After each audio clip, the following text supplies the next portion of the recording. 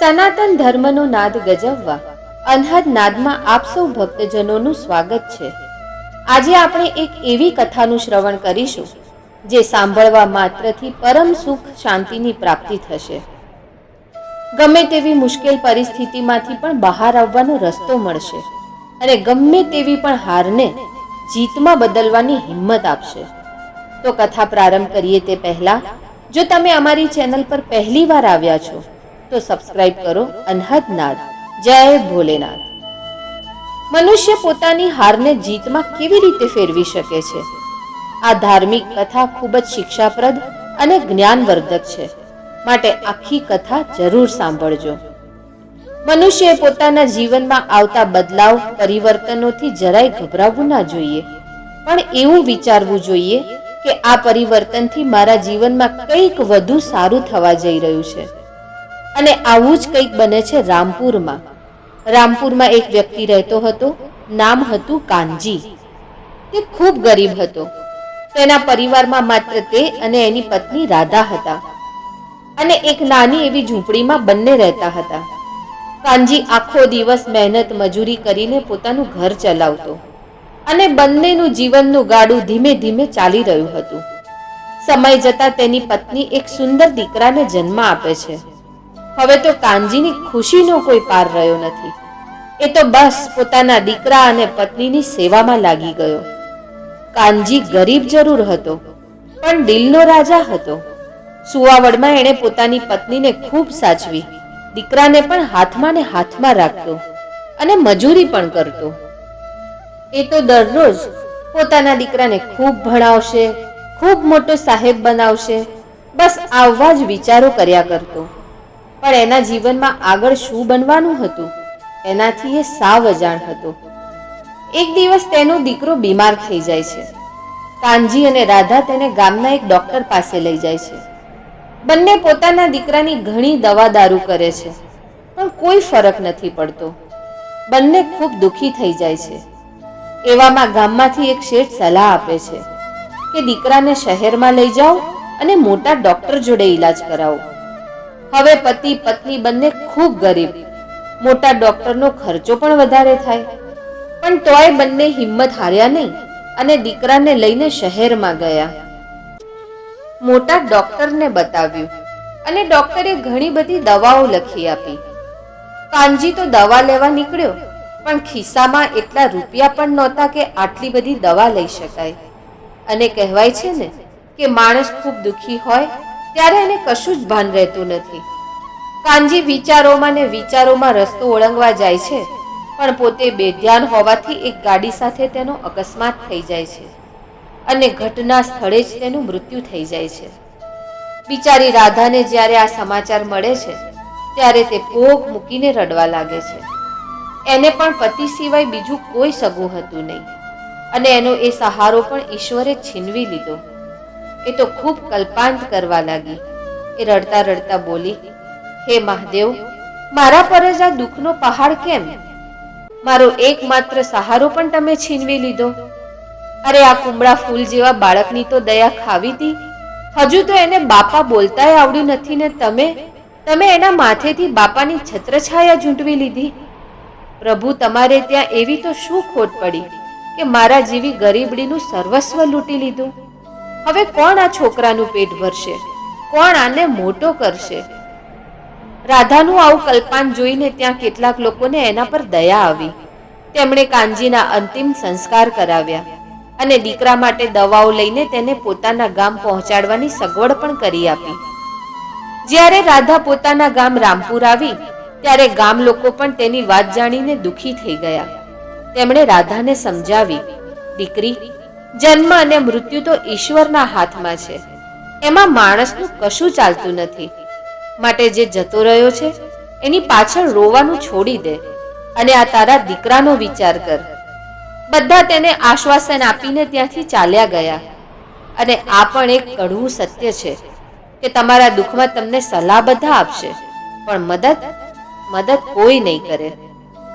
રાધાને આટલી મુશ્કેલીઓ આવી હોવા છતાં મહાદેવમાંથી તેની શ્રદ્ધા જરાય ઓછી થતી નથી।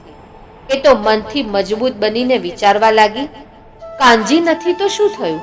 હું તો છું ને. હે મહાદેવ, તું મને હિંમત આપજે. હું મારા દીકરાને મા અને બાપ બંનેનો પ્રેમ આપીશ. તેને ખૂબ ભણાવીશ. તેની બધી જરૂરિયાતોને હું પૂરી કરીશ. પછી ભલે એમાં મારું શરીર પણ હોમાઈ જાય.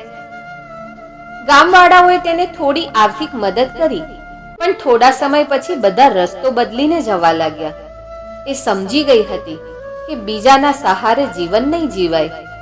હવે એણે ગામમાં બીજાના ઘરે ઝાડુ, પોતા, વાસણનું કામ કરવા લાગી. ખેતરમાં મજૂરીએ પણ જતી. દિવસો વીતતા જાય છે અને તેનો દીકરો ધીમે ધીમે મોટો અને સમજદાર થવા લાગ્યો.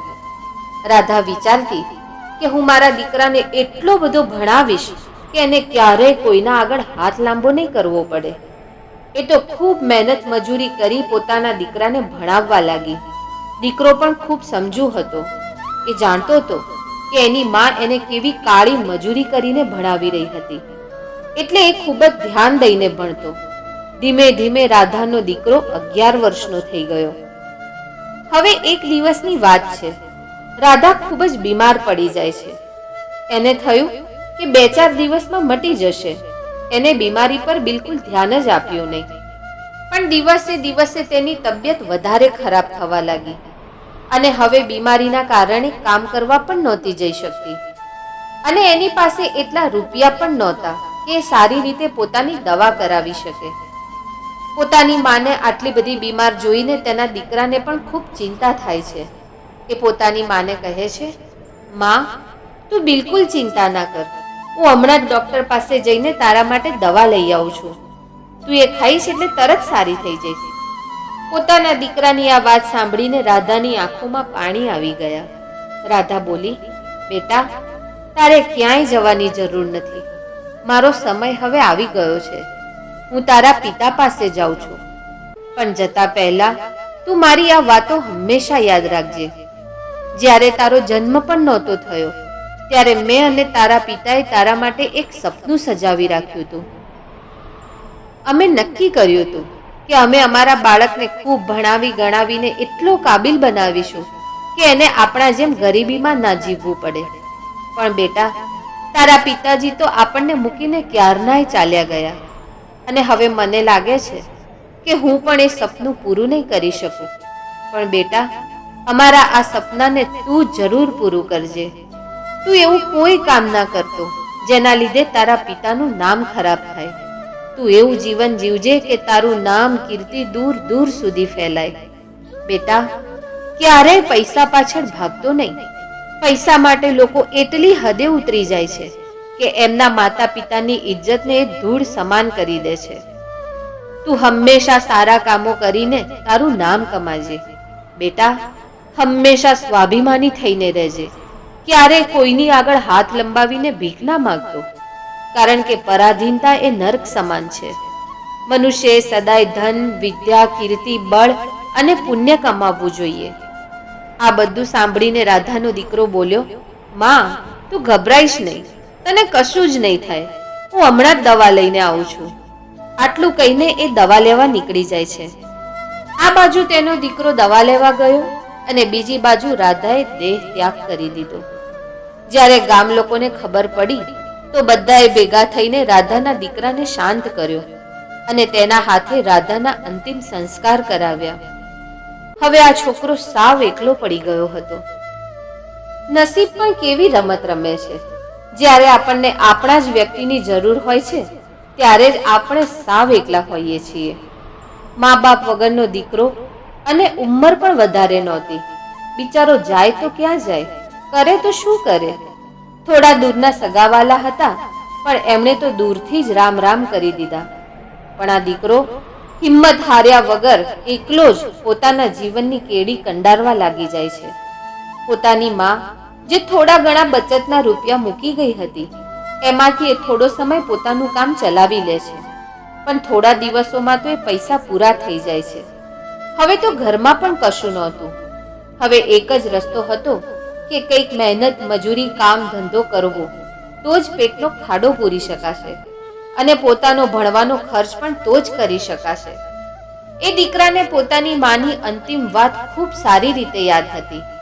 મરતી વખતે રાધાએ કહ્યું હતું, બેટા, ગમે તેટલો ખરાબ સમય કેમ ના આવે, પણ કોઈની આગળ હાથ લાંબો ના કરતો. મહેનત કરીને તારું જીવન જીવજે. અને એટલે જ રાધાનો દીકરો કોઈની આગળ હાથ લંબાવતો જ નહીં. શાળાએથી ઘરે આવીને એ ક્યારેક કોઈના ખેતરે કામ કરવા જતો, ક્યારેક ચાની લારી પર છૂટક મજૂરી કરી લેતો. એમાંથી જે રૂપિયા મળે એ બચાવીને એ પોતાની ભણવાની ફી ભરી દેતો. આ રીતે નાની ઉંમરથી જ એ દીકરો અભ્યાસ પણ કરતો અને મહેનત મજૂરી પણ કરતો. ક્યારેક ખાવાનું ના મળે તો પોતાની માને યાદ કરી આંસુ સારતો અને પોતાના જ આંસુ પીને સૂઈ જતો. ધીરે ધીરે કેટલાક વર્ષ આ રીતે જ નીકળી ગયા. તે દીકરો હવે ગામની શાળામાં અભ્યાસ પૂરો કરી હવે નજીકના નાના શહેરમાં ભણવા લાગ્યો. હવે એના પુસ્તક, ફી અને બીજા ખર્ચા પણ વધી ગયા. પણ દીકરાએ જરાય હિંમત ગુમાવી નહીં. એ દરરોજ શાળાએ જતો અને એની મોટા ભાગની કમાણી એના ભણતર પાછળ જ વપરાઈ જતી. અને જે થોડા ઘણા પૈસા વધે એનાથી એ પોતાનું પેટ ભરતો. જો એ ક્યાંય નોકરીએ લાગી જાય તો એનું ભણવાનું છૂટી જાય. એટલે એ જે મળે તે છૂટક મજૂરી કરી લેતો, જેથી બંને કામ સાથે થાય. શાળાએથી આવીને એ કામે જતો. એક દિવસની વાત છે. એ દીકરો શાળાએથી ઘરે આવીને કામ શોધવા બહાર ગયો, પણ એ દિવસે એને કોઈ કામ ના મળ્યું. એ તો થાકીને ઘરે આવીને ભૂખ્યો જ સૂઈ ગયો. કારણ કે એની સ્થિતિ એવી હતી કે રોજ કમાય અને રોજ ખાય. બીજા દિવસે સવારે એ પાણી પીને શાળાએ જતો રહ્યો અને બપોરે જ્યારે ઘરે આવ્યો ત્યારે ફરી એ કામ શોધવા બહાર નીકળી પડ્યો. એણે વિચાર્યું, કાલે તો કોઈ કામ નહોતું મળ્યું, પણ આજે કોઈના કોઈ કામ તો જરૂર મળી જશે. પણ દુર્ભાગ્ય એની પાછળ જ હતું. એ દિવસે પણ એને કોઈ કામ ના મળ્યું. આજે પણ એને ભૂખ્યા પેટે જ સૂઈ જવું પડ્યું. હવે ભૂખના માર્યા એ એટલો બધો વ્યાકુળ થઈ ગયો કે એને થયું, આ ભૂખના લીધે તો હું ભણી પણ નહીં શકું. એના કરતાં કોઈની પાસેથી થોડું માંગીને ખાઈ લઉં. પણ તરત જ મરતી વખતે રાધાએ જે કહ્યું હતું કે બેટા, ક્યારેય ભીખ માગીને ના ખાતો, આ વાત તેને યાદ આવી ગઈ. હવે એ છોકરો પણ ખૂબ સ્વાભિમાની હતો. કોઈની આગળ માગવાની એની હિંમત જ ના થઈ. એ વિચારતો કે ભલે જે થવું હોય થાય, પણ ભીખ માગીને નહીં ખાવું. જો હું ભીખ માંગવાનું શરૂ કરી દઈશ તો લોકો મને ભિખારી કહેવા લાગશે. ભગવાને પેટ આપ્યું છે તો ભોજન પણ આપશે જ. આજે પણ એ દીકરો ભૂખ્યો રહે છે. સવારે જ્યારે ઉઠે છે તો સાવ ખાલી પેટના લીધે એને ચક્કર આવવા લાગે છે. હજુ એની ઉંમર પણ શું હતી અને આટલી નાની ઉંમરમાં આટલી મોટી ભૂખ બિચારું છોકરું કેવી રીતે સહન કરી શકે? આજે એ શાળાએ પણ ગયો નહીં. એણે વિચાર્યું કે આજે સવારથી જ કામ શોધવા નીકળી જાઉં. જો કામ મળી જશે તો જમવાની પણ વ્યવસ્થા થઈ જશે. કામ શોધવા માટે એ ખૂબ ફરે છે. હવે તો એની આંખે અંધારા આવવા લાગ્યા. એનાથી ચલાતું પણ નહોતું. એ તો એક ઝાડ નીચે બેસી ગયો અને વિચારવા લાગ્યો કે જો હવે જમવાનું ના મળ્યું તો નક્કી મારા પ્રાણ નીકળી જશે. મારે કંઈક તો કરવું જ પડશે. હવે ફરી એકવાર એના મનમાં ભીખ માગવાનો વિચાર આવ્યો, પણ એની અંતરાત્મા આ વાત માટે તૈયાર નહોતી. એ પોતાની જાતને કહેતો, તું ગરીબ છે, ભિખારી નહીં. જો એકવાર ભીખ માગીશ તો પછી ભીખ માગવાની આદત પડી જશે અને તું ભિખારી બની જઈશ. ભક્તજનો, આપણે પણ આપણા સંતાનોને આવી કથા વાર્તા દ્વારા સ્વાભિમાનના સંસ્કાર આપવા ખૂબ જરૂરી છે. હવે રાધાનો દીકરો ઘણા સમય સુધી આ બધી મૂંઝવણોમાં હતો. પછી એને એકદમ વિચાર આવ્યો કે ભીખ માંગવી અને મદદ માંગવી બંને અલગ વાત છે. હું કોઈની આગળ ભીખ નહીં માંગું, પણ મદદ તો જરૂર માંગી શકું છું. ભીખ માંગવી એટલે માંગેલું ફરી પાછું ના આપવું, પણ મદદ માંગવી એટલે ગમે ત્યારે મદદનું વળતર ચૂકવી શકો છો. તેણે વિચાર્યું કે હું આજે કોઈની મદદ માંગી લઉં. જ્યારે મને કામ મળી જશે ત્યારે હું એ મદદનું વળતર ચૂકવી દઈશ. હવે એ ત્યાંથી નીકળે છે અને થોડે આગળ એને એક સરસ મોટું ઘર દેખાય છે.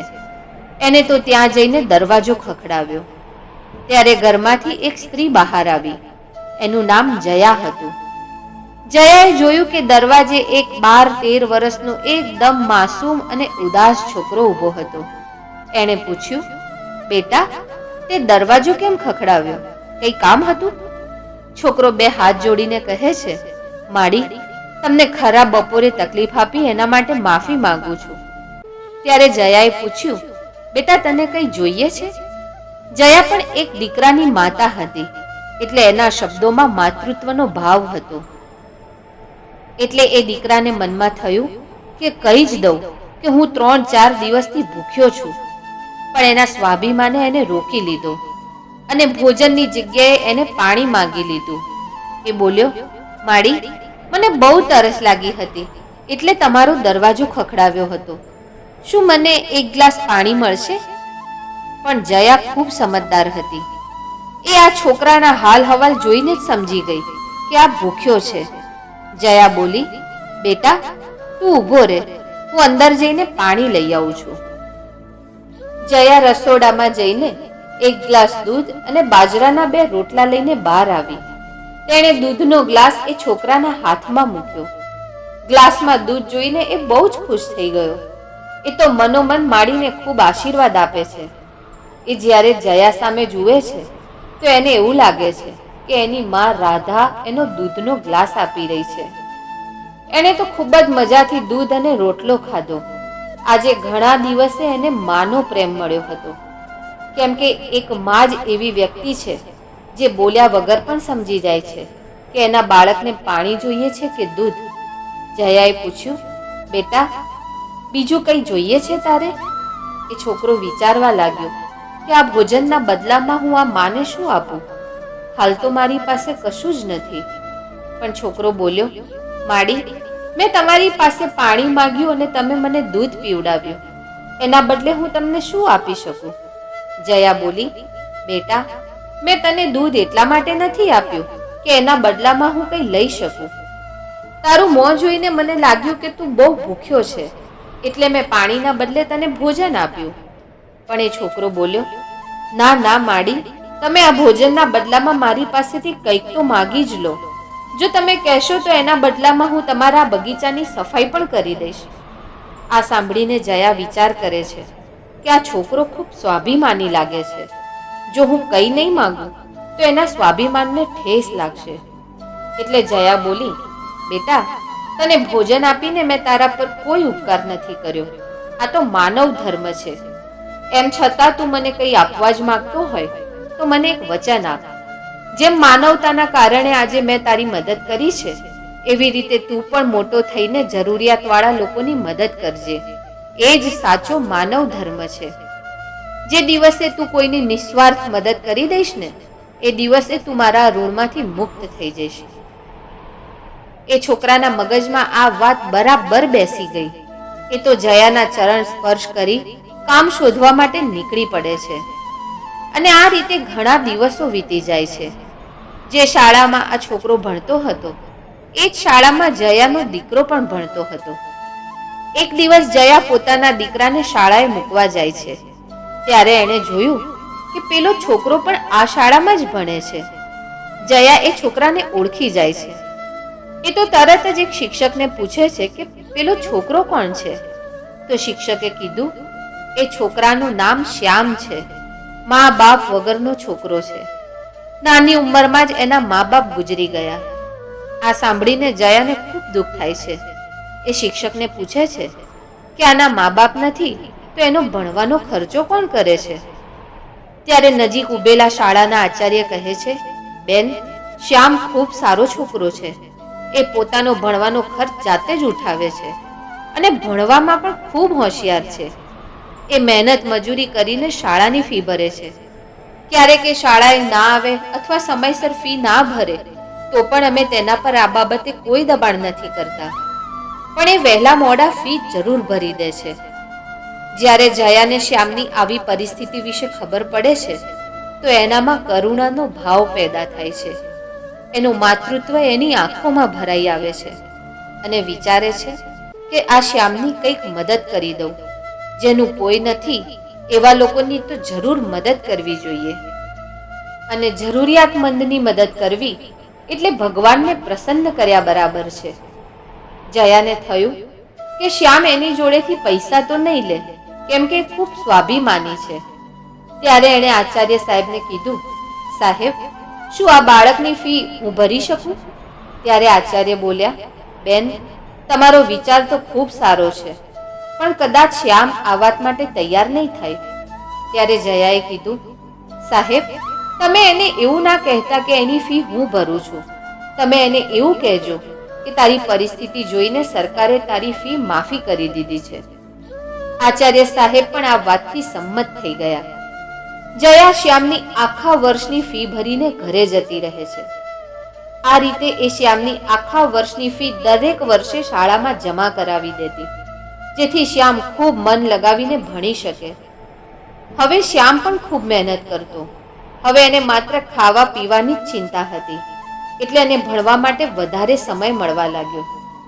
આ પ્રમાણે થોડા બીજા વર્ષો પણ વીતી ગયા. હવે આગળના અભ્યાસ માટે શ્યામને મોટા શહેરમાં જવું પડ્યું. એણે વિચાર્યું કે શહેરમાં કોઈ નાની મોટી નોકરી કરી લઈશ અને જોડે જોડે મારો અભ્યાસ પણ કરીશ.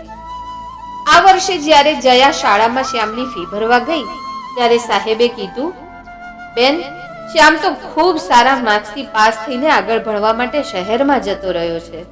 હવે તમારે એની ફી ભરવાની જરૂર નથી. ત્યારે જયાએ વિચાર્યું, કોઈ વાંધો નહીં, મહાદેવે મને એની મદદ કરવા માટે આટલો જ સમય આપ્યો હશે. હે મહાદેવ, શ્યામ પર તમારી કૃપા દ્રષ્ટિ હંમેશા રાખજો. એ જ્યાં પણ રહે ખુશ રહે. અને પછી જયા પોતાના ઘરે આવી ગઈ. એ પોતાના ઘર ગૃહસ્થીની દુનિયામાં વ્યસ્ત થઈ ગઈ. બીજી બાજુ શ્યામ શહેરમાં જઈને ભણવા લાગ્યો. પોતાનું ગુજરાન ચલાવવા એણે એક નોકરી શોધી લીધી. આમ કરતા કરતા 25 વર્ષ વીતી ગયા. આ સમયમાં શ્યામ ના તો જયાને મળ્યો કે ના તો જયા શ્યામને મળી શકી. હવે તો જયાનો દીકરો પણ મોટો થઈ ગયો હતો. એનો દીકરો રામ એક વેપારી બની ગયો હતો. જયાનો પરિવાર તો પહેલેથી જ સુખી અને સંપન્ન હતો, અને હવે તો એનો દીકરો પણ વ્યાપારમાં ખૂબ રૂપિયા કમાતો થઈ ગયો હતો. અને જયાનો દીકરો રામ એ પણ ખૂબ સંસ્કારી હતો. અને કેમ ના હોય, જેની માં આટલી સંસ્કારી અને ધાર્મિક હોય, તેમના સંતાન પણ સંસ્કારી જ હોવાના. રામ પણ એની માતાને ખૂબ પ્રેમ કરતો. પણ એક દિવસ જયા બીમાર પડી જાય છે. સાંજે જ્યારે રામ ઘરે આવે છે તો પોતાની માતાની આવી હાલત જોઈને ખૂબ હેરાન થઈ જાય છે. એ તો જયાને હોસ્પિટલ લઈ જાય છે. ત્યાં એની સારવાર શરૂ કરાવે છે. પણ રિપોર્ટ્સ આવ્યા તો ખબર પડી કે જયાને કેન્સર છે. ત્યારે રામ ડૉક્ટરને કહે છે, સાહેબ, તમે મારી માતાની ખૂબ સારી રીતે દવા કરો, પૈસાની બિલકુલ ચિંતા ના કરતા. ત્યારે ડૉક્ટર કહે છે, ભાઈ, તમારી માતાને કેન્સર છે અને એની સારવાર બહુ મોંઘી હોય છે. આવી નાની હોસ્પિટલમાં એનો ઈલાજ ના થઈ શકે. એના માટે તારે શહેરમાં જઈને એના નિષ્ણાત ડૉક્ટર પાસે ઈલાજ કરાવવો પડશે. અને શહેરમાં જવું એનો મતલબ મોંઘી હોસ્પિટલો અને ખર્ચા પણ અઢળક. ત્યારે રામ બોલ્યો, ડૉક્ટર સાહેબ, હું મારી માને સાજી કરવા માટે કંઈ પણ કરી શકું છું. તમે બસ મને ડૉક્ટર અને હોસ્પિટલનું નામ આપી દો. ત્યારે ડૉક્ટર તેને શહેરની કેન્સરની મોટામાં મોટી હોસ્પિટલનું સરનામું આપ્યું અને કીધું કે જો તું અહીંયા પૂરી સારવાર કરાવીશ તો તારી માં કદાચ બચી જશે, નહીં તો એમના જીવને જોખમ છે. આ સાંભળીને રામ ગભરાઈ જાય છે. એણે તો તરત જ પોતાની માતાને શહેરમાં લઈ જવાની વ્યવસ્થા કરી. જયા બોલી, બેટા, મને શું કામ મોટી હોસ્પિટલમાં લઈ જાય છે? ત્યાંના ખર્ચા કેટલા બધા હોય છે. બેટા, મારે નથી જવું. મિત્રો, આપણને પણ આપણા ઘરમાં બિલકુલ આવું જ સાંભળવા જરૂર મળતું હશે. રામ બોલ્યો, માં, આ દુનિયામાં મારું તારા સિવાય કોણ છે? તું છે તો મારી દુનિયા છે. એટલે ગમે તે થાય, હું તને આમ મરવા માટે ના છોડી શકું. રૂપિયાનું શું છે? પૂરા થઈ જશે તો બીજા કમાઈ લઈશ, પણ માં બીજી થોડી મળે છે. ત્યાર પછી રામ કેન્સરની મોટામાં મોટી હોસ્પિટલમાં તેની માતાને સારવાર માટે દાખલ કરે છે. જે ડૉક્ટર તેની માતાનો ઈલાજ કરવાના હતા તે અત્યારે હાજર નહોતા. એ કોઈ દર્દીને જોવા માટે વિદેશ ગયા હતા. બીજા દિવસે જ્યારે ડૉક્ટર આવે છે ત્યારે રામ પોતાની માતાની બીમારી અને તકલીફ વિશે ડૉક્ટરને બધી વાત કરે છે.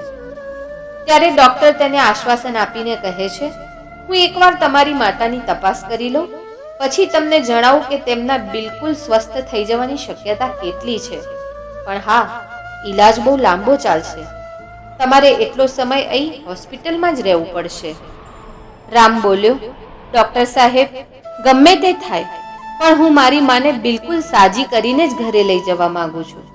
પછી ભલે મારે એના માટે બધું જ વેચી દેવું પડે, ગમે તેટલા દિવસ અહીં રોકાવું પડે, પણ બસ તમે મારી માને સાજી કરી દો.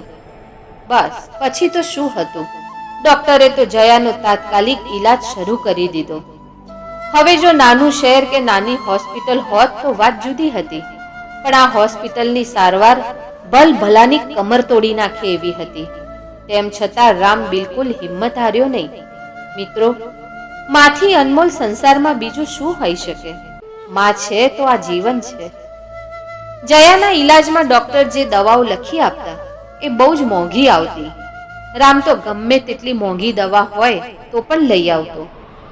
આમ કરતા કરતા ઘણા દિવસો નીકળી ગયા. પોતે મા સાથે હોસ્પિટલમાં હોવાથી એ પોતાના વ્યાપાર ઉપર પણ ધ્યાન આપી શક્યો નહીં, અને ધીમે ધીમે એનો ધંધો વેપાર પણ ઠપ થઈ ગયા. ઘણા દિવસો સુધી સારવાર ચાલતી રહી. હવે જયાની તબિયતમાં પણ સુધારો થવા લાગ્યો હતો. પણ દીકરાની બધી કમાણી, એની જમા પૂંજી પૂરી થવા આવી હતી. જ્યારે જયાને ખબર પડે છે કે હવે એના દીકરા પાસે રૂપિયા નથી બચ્યા, તો તે બોલી, બેટા, તું આટલી બધી મોંઘી દવાઓ શું કામ લાવે છે? હજુ તો ડોક્ટરની ફી, હોસ્પિટલનું બિલ અને બાકીની દવાઓનું બિલ કેવી રીતે ભરીશું? તારો વ્યાપાર પણ બંધ થઈ ગયો છે. ત્યારે રામ બોલ્યો, માં, તું એની ચિંતા ના કર. હું તારો ઈલાજ કરવા માટે મકાન, દુકાન બધું વેચી કાઢીશ, પણ તને સાજી કરીને જ અહીંયાથી લઈ જઈશ. દીકરાની જીદ આગળ માં લાચાર હતી. રામ તો પોતાની માતાનો ઈલાજ સતત ચાલુ જ રાખે છે. આમ કરતા કરતા 3 મહિના વીતી ગયા. પણ રામને એક વાતનું બહુ આશ્ચર્ય થતું. હોસ્પિટલના જે સૌથી મોટા ડોક્ટર હતા, એ જ્યારે એની માને તપાસવા આવતા તો એની જોડે બેસીને ખૂબ વાતો કરતા, અને એ ડોક્ટર જોડે વાતો કરીને જયાને પણ ખૂબ સારું લાગતું. એ રામને કહેતી પણ ખરી કે આ ડોક્ટર સાહેબ કંઈક જુદી જ માટીના લાગે છે. જેમની પાસે ઘડીની નવરાશ નથી, આટલા મોટા ડોક્ટર છે, તો પણ એ મારી જોડે કેવા વાતો કરવા બેસી જાય છે. આટલા મોટા ડોક્ટર છે, પણ બિલકુલ અભિમાન નથી. આ રીતે પાછા ધીમે ધીમે ઘણા દિવસો વીતતા જાય છે. હવે એક દિવસ રામ ડોક્ટર સાહેબને જઈને પૂછે છે કે મારી માતાનો ઈલાજ હજુ કેટલા દિવસ ચાલશે? ત્યારે ડોક્ટરે કીધું, ભાઈ, તું બિલકુલ ચિંતા ના કરીશ. તારી માતા હવે લગભગ સ્વસ્થ થઈ જવા આવી છે. બસ થોડા રિપોર્ટ કરાવીને એકવાર તપાસ કરી લઈએ. એકવાર રિપોર્ટ સારા આવી જાય પછી તમે ખુશીથી એમને ઘરે લઈ જજો. હવે રામ રિપોર્ટ્સ આવવાની રાહ જોવા લાગ્યો. 2 દિવસ પછી રિપોર્ટ આવી જાય છે. રામે રિપોર્ટ લઈને ડોક્ટર પાસે જાય છે અને ગભરાતા મને પૂછે છે, સાહેબ, મારી માં સાજી થઈ ગઈ? હવે કોઈ જોખમ તો નથી ને? ડોક્ટરે કીધું, ભાઈ, ચિંતા ના કરો. રિપોર્ટ ખૂબ સારા આવ્યા છે. તમારી માતા હવે બિલકુલ સ્વસ્થ છે. હવે તમે એમને ઘરે લઈ જઈ શકો છો. ડોક્ટરની વાત સાંભળીને રામની તો ખુશીનો પાર રહેતો નથી. એ તો ડોક્ટરના પગમાં પડીને એમનો આભાર વ્યક્ત કરે છે. હવે રામ એની મા પાસે જાય છે અને કહે છે, માં, મહાદેવજીની કૃપાથી હવે તું એકદમ સાજી થઈ ગઈ છે. આપણી મહેનત સફળ થઈ. હવે આપણે બહુ જલ્દી આપણા ઘેર જઈશું. આ સાંભળીને જયા બહુ ખુશ થઈ જાય છે. એમ પણ હોસ્પિટલમાં રહેવું એને જરાય ગમતું નહોતું. પણ બીજી જ ક્ષણે એની ખુશી ગાયબ થઈ જાય છે. એ વિચારે છે, હું તો સાજી થઈ ગઈ, પણ આ હોસ્પિટલનું બિલ લાખોમાં આવશે. મારો દીકરો કેવી રીતે ચૂકવશે? આટલી મોટી રકમ ક્યાંથી લાવશે? એની બચત તો બધી અહીંયા જ વપરાઈ ગઈ. માને ઉદાસ જોઈને દીકરો સમજી જાય છે. એ કહે છે, માં, તું કેમ ઉદાસ થાય છે? હું બધું વેચીને પણ તારું આ બિલ જરૂર ચૂકવી દઈશ. ઘર તો ફરી નવું બનાવી લઈશું. એટલે માં, તું આ બધી ચિંતા ના કરીશ. રામ એની માને ખૂબ સમજાવે છે, પણ માં તો આખરે માં જ હોય છે. માને દીકરા માટે ચિંતા થવી એ તો સ્વાભાવિક છે. ચિંતામાં ને ચિંતામાં બંને મા દીકરાની આખી રાત નીકળી જાય છે. બીજા દિવસે સવારે જ્યારે હોસ્પિટલમાંથી રજા લેવાની હોય છે ત્યારે ત્યાંનો એક કર્મચારી એક કવર લઈને તેમના રૂમમાં આવે છે અને એ કવર રામના હાથમાં આપીને કહે છે, ડોક્ટર સાહેબે આ બિલનું કવર મોકલ્યું છે, તમે એને બરાબર જોઈ લો અને બિલ ચૂકવીને તમારી માતાને ઘરે લઈ જાઓ. આટલું કહીને એ કર્મચારી ત્યાંથી જતો રહે છે. હવે રામ એ કવર હાથમાં લઈને વિચારતો હોય છે કે ખબર નહીં કેટલું બિલ આવ્યું હશે. રામને ચિંતામાં જોઈને તેની મા પણ દુઃખી થઈ જાય છે. જયા તેના દીકરાના હાથમાંથી એ કવર લઈ લે છે અને એને ખોલીને બિલનો કાગળ બહાર કાઢે છે. પણ આ બિલના કાગળમાં તો કોઈ બિલ કે રકમ કશું જ લખ્યું નહોતું. તેમાં લખ્યું હતું, માડી, તમારું બિલ તો તમે 25 વર્ષ પહેલા જ ચૂકવી દીધું હતું, જ્યારે તમે 2 દિવસના ભૂખ્યા બાળકને એક માની જેમ ભોજન કરાવ્યું હતું અને પછીના 5 વર્ષ સુધી એ બાળકની શાળાની ફી પણ ભરી હતી. આ વાંચીને જયાની આંખોમાંથી અશ્રુ ધારાઓ વહેવા લાગી. આ જોઈને રામ બોલ્યો, માં, શું થયું? ડોક્ટરે કેટલું બિલ આપ્યું છે? ત્યારે જયા એ કાગળ રામના હાથમાં આપી દે છે. જ્યારે રામ આ કાગળ વાંચે છે ત્યારે એ પણ આશ્ચર્યમાં પડી જાય છે. એ પોતાની માને પૂછે છે, માં, તમે ડોક્ટર સાહેબને પહેલેથી ઓળખો છો? ત્યારે જયા બોલી, ના બેટા, હું એને પહેલેથી નથી ઓળખતી, મને પણ હાલ જ ખબર પડી છે. તો રામ બોલ્યો, તો પછી આમાં 25 વર્ષ પહેલાની ઘટના કેમ લખી છે? ત્યારે જયા 25 વર્ષ પહેલાની એ આખી ઘટના પોતાના દીકરા રામને જણાવે છે અને કહે છે કે જ્યારે એ મારી મદદ માટે મને કંઈક આપવાનું કહે છે ત્યારે મેં એને કીધું હતું કે જ્યારે તું મોટો થઈને ખૂબ લાયક, યોગ્ય બની જાય ત્યારે તું પણ કોઈ જરૂરિયાતમંદની મદદ કરી દેજે. મને શું ખબર કે 25 વર્ષ પહેલા મેં જેને 1 ગ્લાસ દૂધ પીવડાવ્યું હતું એ આટલો મોટો ડોક્ટર બનીને મારી આ રીતે મદદ કરશે. દુનિયા તો આજે લઈને કાલે ભૂલી જાય છે, પણ આ છોકરાએ તો મારી એ મદદને આજ દિન સુધી યાદ રાખી છે. અને મને સૌથી મોટું આશ્ચર્ય તો એ છે કે આટલો મોટો ડોક્ટર જ આ એ વર્ષો પહેલાનું ભૂખ્યું બાળક છે. જ્યારે મા દીકરો આવી બધી વાતો કરી રહ્યા હતા ત્યારે ડોક્ટર એમની પાછળ ઊભા ઊભા આ બધું સાંભળી રહ્યા હતા. એમની આંખમાં પણ આંસુ હતા. એમને પોતાના દુર્ભાગ્યપૂર્ણ બાળપણનો એ દિવસ યાદ આવી ગયો જ્યારે એ ભૂખ્યા પેટે આ માના દરવાજે ઊભા હતા. ડોક્ટર આગળ આવીને એ માના ચરણ સ્પર્શ કરે છે અને એમની જોડે બેસી જાય છે અને કહે છે, માં, તમારા કહેલા એ શબ્દો આજે પણ મારા કાનમાં ગુંજે છે. મેં તમારા એ જ શબ્દોને મારા સંસ્કાર બનાવી લીધા. મેં મારી જિંદગીમાં ખૂબ દુઃખ જોયા છે પણ ક્યારેય હિંમત નથી હારી. હું તમારો ઋણી છું. જો તમે મારી શાળાની ફી ના ભરી હોત ને તો હું આજે આટલો મોટો ડોક્ટર ના બની શક્યો હોત. માં, આ તમારા જ આશીર્વાદ છે. અને માં, તમને ખબર છે, મેં તો એ દિવસે જ તમને મારી માં માની લીધા હતા જ્યારે તમે મને તમારી મમતાના છાંયડે બેસાડીને દૂધ પીવડાવ્યું હતું. આટલું કહીને ડોક્ટર સાહેબ એ બધા પૈસા પણ પાછા આપે છે જે જયાની દવામાં લીધા હતા અને જયાના ખોળામાં પોતાનું માથું મૂકી દે છે. જયા પણ ડોક્ટર શ્યામને પોતાના દીકરાની જેમ જ પોતાની છાતીએ વળગાડીને મમતા વરસાવે છે. શ્યામને પણ જાણે આજે એ જયાના નહીં પણ પોતાની માં રાધાના ગળે વળગીને વાલ કરતો હોય એવું લાગે છે. આજે એ પણ પોતાના જીવનની ધન્યતા અનુભવે છે. ડોક્ટર સાહેબ અને જયા બંનેની આંખમાંથી અવિરત અશ્રુ પ્રવાહ વહેતો રહે છે. જ્યારે હોસ્પિટલમાં બધા આ દ્રશ્ય જુએ છે તો સૌની આંખમાં આંસુ આવી જાય છે. ભક્તજનો, આ કથામાંથી આપણે જો 4 વાત શીખી લઈશું ને અને આપણા સંતાનોને પણ શીખવાડી દઈશું તો ખૂબ જ સ્વમાન ભેર આપણે આપણું જીવન જીવી શકીશું. પહેલી વાત, મનુષ્ય જીવનમાં આવતા પરિવર્તનોથી ક્યારેય ગભરાવવું નહીં, પણ એવું વિચારીને એનો સ્વીકાર કરી લેવો જોઈએ કે એમના જીવનમાં કંઈક વધારે સારું થવાનું હશે. આવા અણધાર્યા પરિવર્તનોથી માણસ ઘણું બધું શીખે છે અને પછી સાચો રસ્તો પણ શોધી લે છે. જે માણસ પોતાની સાથે બનેલી દુર્ઘટનાઓથી તૂટી જાય છે એ ક્યારેય આગળ નથી વધી શકતો. બીજી વાત, ભલે ગમે તેટલું અંધારું હોય તો પણ એક નાનકડો દીવો પણ એ અંધારાને ભગાડી શકે છે.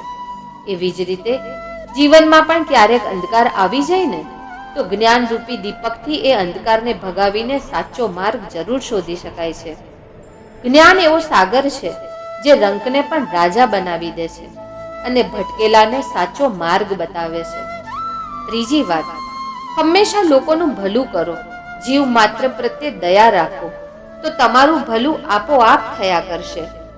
જો તમને જીવનમાં કોઈની મદદ કરવાનું સૌભાગ્ય પ્રાપ્ત થાય તો જરૂર મદદ કરવી જોઈએ. ડૂબતો માણસ તણખલાનો પણ સહારો લે છે. એમ તમારી એક નાનકડી મદદથી પણ કોઈનું જીવન બદલાઈ શકે છે. તમારું નાનકડું યોગદાન કોઈના માટે વરદાન પણ હોઈ શકે છે. જીવનમાં મુશ્કેલીઓ તો આવે પણ ગભરાવવું નહીં, કેમ કે એક રસ્તો બંધ થઈ જશે તો ઈશ્વર બીજા 10 રસ્તા ખોલી દેશે. મુશ્કેલીઓમાંથી પસાર થયા પછી જ મનુષ્યને અનુભવનું ભાથું મળે છે અને આવો અનુભવ ખૂબ જ કામમાં આવે છે. ચોથી વાત, માણસના જીવનમાં ભલે ગમે તેટલા ખરાબ દિવસો આવે, પહાડ જેવડી મુશ્કેલીઓ આવે તો પણ એને ક્યારેય ભીખ માંગીને ખાવું જોઈએ નહીં. ભીખ માંગીને ખાવાવાળો પોતાની જ નજરમાંથી ઉતરી જાય છે અને પછી એને આદત પડી જાય છે મહેનત વગર ખાવાની. એટલે મનુષ્યએ હંમેશા મહેનત કરીને જ ખાવું જોઈએ, તો જ તે મનુષ્ય સફળ અને આત્મનિર્ભર બને છે. કોઈને મદદની જરૂર હોય તો સૌથી પહેલા તમે એની મદદ કરો, જેથી જ્યારે તમને મદદની જરૂર પડે તો તમારે કોઈની પાસે મદદ માંગવી ના પડે. મદદ આપોઆપ જ મળી જશે. આત્મસન્માન એ જ આપણો અવાજ છે અને એને બુલંદ રાખો. આત્મસન્માન એક એવું કવચ છે જેને કોઈ આપણાથી છીનવી શકતું નથી. માટે હંમેશા આત્મસન્માન અને સ્વમાનથી જીવો. મિત્રો, આજનો આ વિડીયો કે જેમાં મા દીકરાના પ્રેમની વાત પણ છે એ હું મારી માતાના ચરણોમાં સમર્પિત કરું છું. આજે એમનો જન્મદિવસ છે તો મમ્મી, તમને જન્મદિવસની ખૂબ ખૂબ શુભેચ્છા. પણ ભોળાનાથ તમને દીર્ઘાયુષ આપે અને સ્વસ્થ રાખે એવી એમના ચરણોમાં પ્રાર્થના. હર હર મહાદેવ.